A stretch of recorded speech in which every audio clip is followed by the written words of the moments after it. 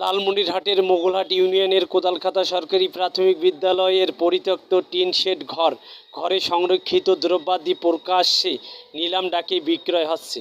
বুধবার 5 জুন দুপুরে প্রকাশ্য নিলাম ডাক হচ্ছে।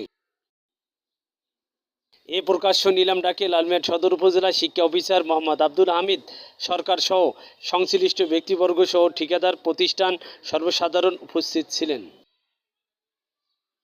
উল্লেখ্য যে লালমনিরহাটের কোদালখাতা সরকারি প্রাথমিক বিদ্যালয়ের একটি পুরাতন বিল্ডিং ও একটি টয়লেট ভেঙে মিড ডে মিল কার্যক্রমের রান্নাঘরের জন্য উক্ত টিনশেড ঘরটি নির্মাণ করা হয়। পরবর্তীতে মিড ডে মিলের কার্যক্রম বন্ধ হলে তা পরিত্যক্ত হিসেবে ঘোষণা করে।